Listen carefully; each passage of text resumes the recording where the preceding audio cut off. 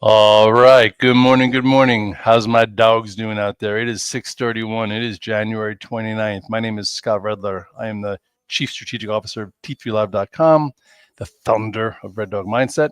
And here we are on Fed Day. Fed Day, Fed Day. Do you like Fed Day? Red Dog doesn't like Fed Day. I really don't. The moves back and forth, the misdirection, the anxious anticipation of the 2 o'clock and then the presser, and will he be hawkish? Will he be dovish? And this and that. And I've had some really bad Fed days. Sometimes you get that last 45-minute move, where sometimes you just sell everything when when he's done speaking, when Powell's done speaking. And then sometimes you get a full reversal of Fed day the following day and you get no follow through, no trend. So all those things could mash up traders. So my story to you is don't get mashed up, especially if you survive the last 2 days, because the last 2 days were really, really tradable. If you look at the chart of the spies, we really did a good job here. We came in on Monday. There was a lot of volatility. Futures were down like 140 handles because of DeepSeek, and people didn't know, is this going to ruin the AI spend? Is this going to ruin this? Is this the man that wrecked the buffet? What movie was that? And PS, we made a low here at 594, right into the trend line, came off that low. And then yesterday, you had a lot of opportunities to make cash flow, even if you were pretty light. We came in, held a 21-day, traded up above the gap pivot. Each day I come up with like a narrative. What's the key to the day? What's going to give me clues on how to make money that day and the thought process of the market? And, really on this day, when we reversed off the lows, it was Meta that made a new all-time high and Amazon that almost went green that told me tech's going to be just fine. And then yesterday, you had a move above 599 to give you a gap fill. And now today, the spies are up a little bit. And, we'll see how much more this thing fills. Some people are like, hey, Red Dog, I'm going to be buying puts when we fill this gap up here. We're going to make a lower high, and this isn't done yet. Okay, well, that's your opinion. That's your thought process. And hey, better to buy puts for Friday. Risk is premium paid versus getting short, because we still have Microsoft after the close, Meta after the close. You have Tesla after the close. You have a lot going on. So I get it. We just had a nice bounce back. So if you had too much risk on and you were jumping out of your seat here, up here, what, you get a little bit more balanced. Red Dog likes to be balanced in life. I also like to be balanced in the market. Okay. When there's some other type of risk out there, you might as well keep yourself, balanced. So anyway, this high from yesterday is what, 605.37. Let's write that in. I like to know where a high is. You know why? Because I'm very, very sophisticated. Red Dog is a very sophisticated guy, where if you have 605.37, in order to fill this gap and get up to 606.77, what do you got to get above? You got to get above and stay above 605.37. So anyway, we'll see how that goes. Again, lots of different things the market does on Fed day to try and mess you up. The Qs also went into the gap. We talked about 518. You actually even had more room. In the beginning of the day, the Qs were weaker, got in the gap, and now this gap's a lot smaller. So again, nice cash flow trades. Some people in my open house are like, Red Dog, your plays in the last 2 days paid for 5 years of the alpha team if I wanted to be in the alpha team. I'm like, well, that's good to hear. But anyway, I'm like, it's really about the process, not about, the situations that I'm giving you. But anyway, I do throw a lot of bones in the doghouse, and we threw a few of them. One of them, was Meta. When Meta went green, literally yesterday, which was, or 2 days ago, that showed you that they were saying the DeepSeek cost efficient model could help margins for a Meta, for an Amazon. So this is really so this dictated the trade. So I had a call spread on Meta from Friday from here. So this move, was obviously, I was very excited about it, but really the fact of the matter is this move gave me confidence that yesterday I could add to Amazon, because Amazon was down $1 yesterday.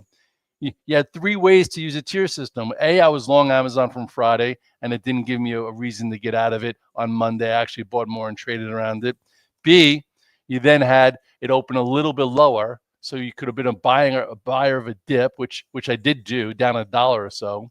And then you could have added through 236.40 for a new all-time high trade for this to do what Meta did.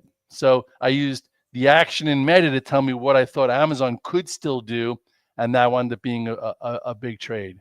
So hopefully you did it also. I know a lot of people in the Alpha team had a really good day there. Congratulations to everyone who followed along and made that trade their own. I'm not here. You press your own keys. I'm here to be a strong guiding light. Not a light, I'm not the guiding light. I'm just, someone that's been trading in the market for 30 years that has been doing this, that wakes up every morning at 4:45 to get as prepared as possible. I was in my sauna this morning sweating it out to pep talk. I was thinking about what happens if the Fed is dovish, what happens if they're hawkish, what happens, will NVIDIA have another day push? Will, mega cap tech relax? Will, if we have a dovish Fed, will the IWM get better with the XBI? I'm thinking all these things, but I'm doing it in a way where I'm listening to some music and I'm sweating. My endorphins are up, and it's just a great way for clarity. And that's all before I come here. Everyone's like, Red Dog, you're up so early at 6:30. I'm like, you don't even know. Anyway, what else worked yesterday? Baba, look at that. So Red Dog bought Baba calls, okay, for earnings right in here with the guys on the who were in the open house. And then yesterday, when the news came out that they had some kind of model like Deep Six that's better, we bought the stock and the options doubled and tripled. And it was a great trade. And I still have the options overnight. So someone's like, Red Dog, where could it go? This 99 was one target and then 101. So here you are, 99, getting paid in your options. Hopefully you're getting paid in your options. If you remember the Alpha team, there's a lot of people who are making really good money today. And those who are trying it out are like, wow, does this always happen? Well, things happen. They're not, listen, we don't win on everything, but if I'm down on something, I don't get louder. That's what I hate. I hate on Twitter when someone is wrong, instead of admitting they're wrong and stopping themselves out, they get louder. If you get louder when you're wrong and get more opinionated, that's how you hurt people. Anyway, let me say hello to some of my dogs around the world. Who do we got here? All right. We have, let's see, who do we have?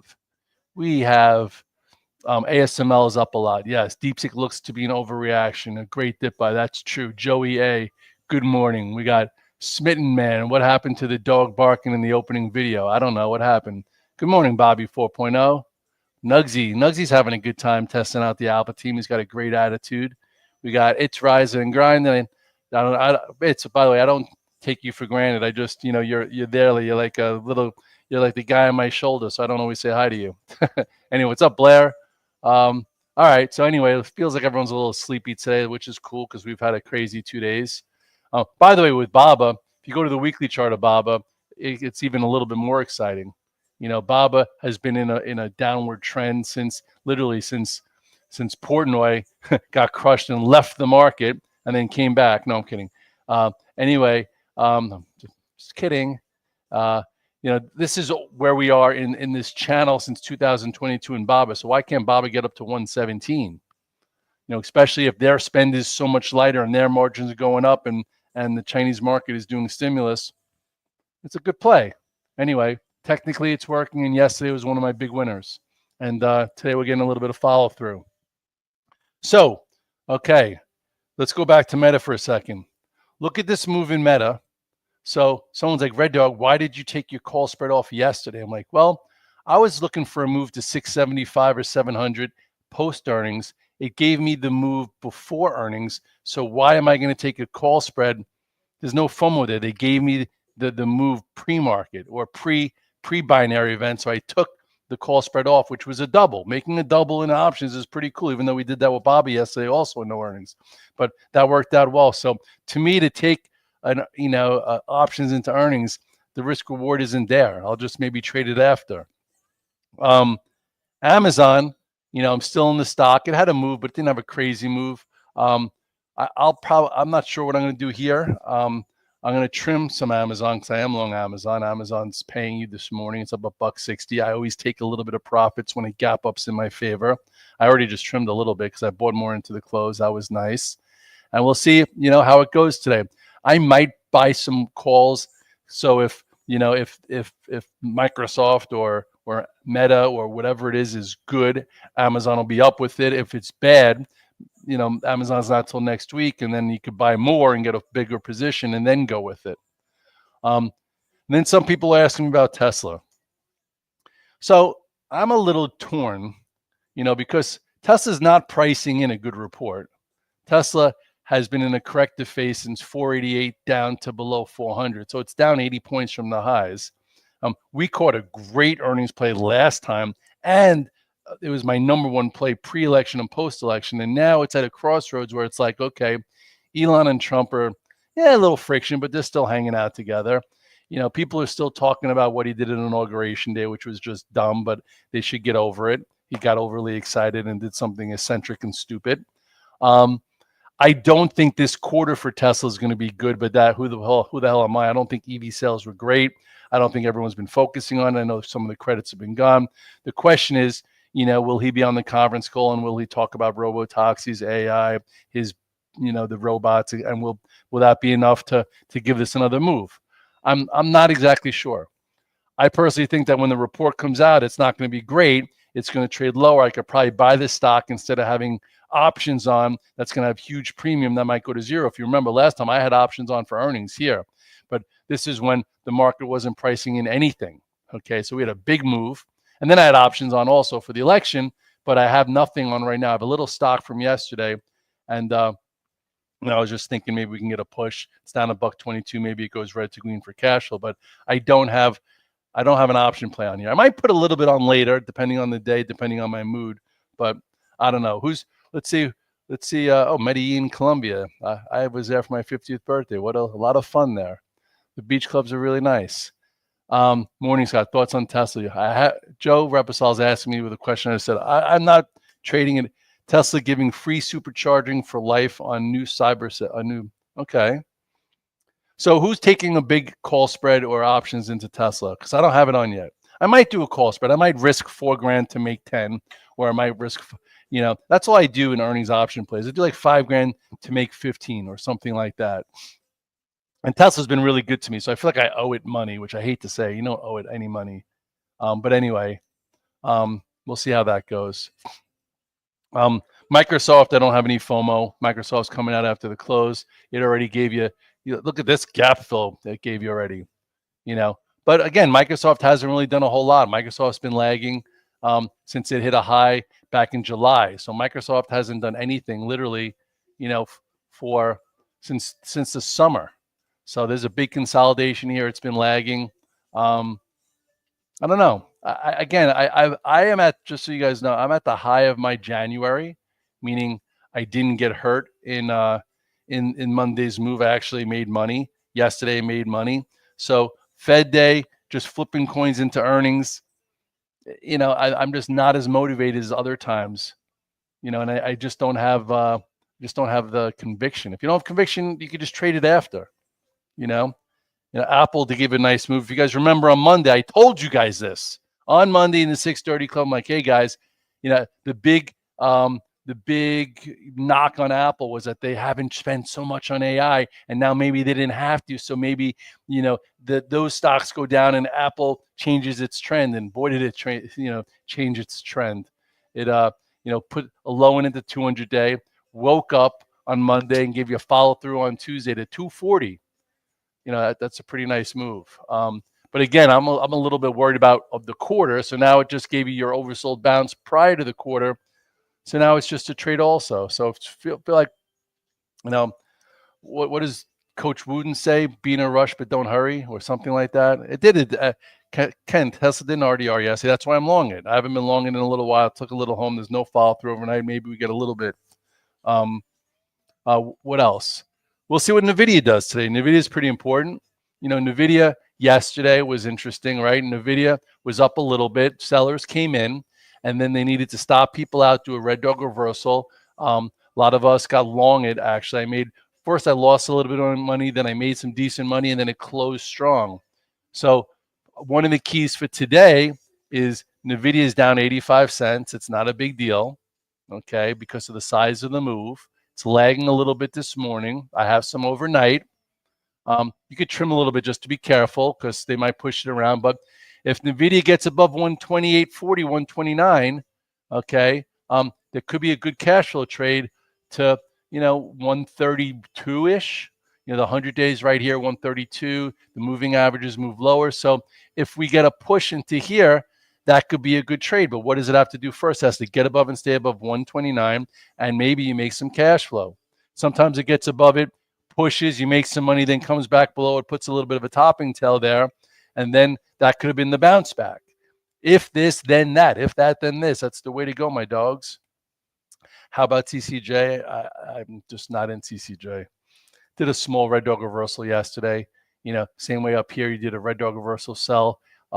Yesterday did a red dog reversal buy. Let's see, is it getting any follow through this morning?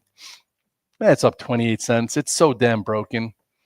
So just, again, I'm going to be very specific moving forward, because again, I'm at the highs of my January. I do get paid quarterly, but, I'm not in the mood to flip coins. So I'm going to only do things that I want to do. And we've had some good things happen. Spies, we made good money yesterday. Baba, we made good money yesterday. Amazon made good money yesterday. What's it called? So Conrad just came over, my buddy. I'm in this zone every day. And this zone every day is where I get my clarity. That's where I do my best thinking for 20 minutes. Just like, I don't know if any of you have done any races. Like, have you ever run a marathon? I've done Ironman. I've done 2 Ironman, 10 marathons. You know what an Ironman is? You swim 2.4 miles, 112 miles on the bike, and then a marathon. You're doing a lot of thinking during that. So in the morning, I like to think when my endorphins are up and my best ideas come. So every now and then, I like to do some thoughts from there. So this morning, I was in the sauna again. You should figure out what you need to do in the morning to get your mind right. So this is the morning. So everyone really unleash.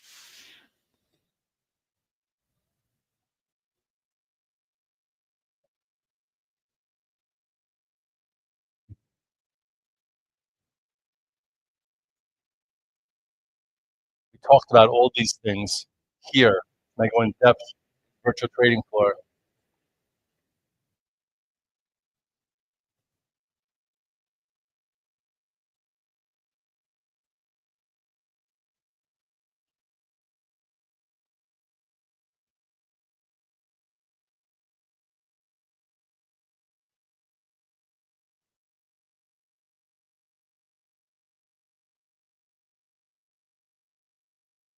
That's where we are. We're already at the 6:30.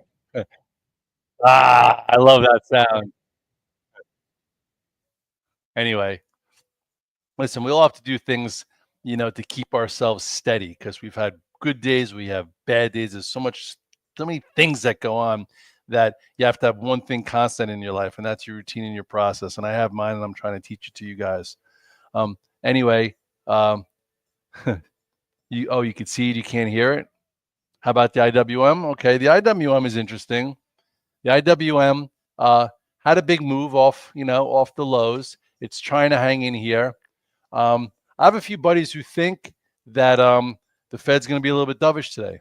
If the Fed's a little dovish today, and maybe you get another move in the IWM, maybe you get a move above this 230. So we'll see. I personally don't love the IWM. It's a pain in the butt. The XBI looks a little bit better also. XBI just kind of held here. I'd almost think the XBI fundamentally, just because the sector's been so horrendous, could be in a better position over the next month or two, than the IWM. But you could say, hey, I'm going to be long the XBI versus 91.35, and if it is any good, maybe it gets above that. But it's up to you. The XBI and the IWM to me have just been rental trades. They haven't been great, But if the Fed's a little dovish and rates go lower, then you would think the IWM and the XBI get some loving, especially considering the size of the bounce we just had back in tech. Well, anyway, it's always good to have the TLT on the radar on Fed Day. It kind of tells you what's going on a little bit because, again, sometimes you have all these fake moves. So what do I mean? So all of a sudden, if the market comes in and the TLTs don't go down and go up, that means that the computers are trying to shake you out, and chances are rates are coming in, and chances are the real move is higher in equities. Equities want rates lower. Right now, the expectations for 2025 is 50 basis points worth of cuts. Nothing today, but for this year. So it's still something that the computers are programmed with. So let's see what's going on with the TLTs this morning. They're doing nothing, so that's good. So at least it'll give us a gauge. Question is, will the TLTs hold 87.66? So put that on the radar. It's got to hold 87.66, and if it does, perhaps that you have a move up towards right here, which is bigger resistance. And if the TLTs work towards 89-ish, chances are you might be able to be in the IWM, the XBI, and then we'll see what's going on with mega cap tech. Either which way, appreciate you guys. Thanks for tuning in. Good luck today. I've had some bad Fed days, so don't have a bad Fed day. So if you're up some money overnight and you want to reduce a few things, and we want to let the trade come to you, I concur. All right, I got to go do about 40 charts for all the people who are in the Alpha Team open house and for my dogs. Later, guys. Oh, you like this song? Remember this song?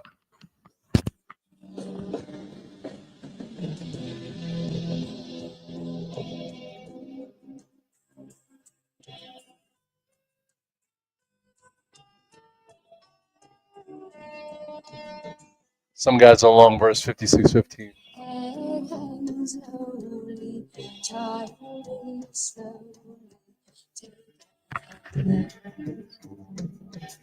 The violence causes silence. Who are we mistaken?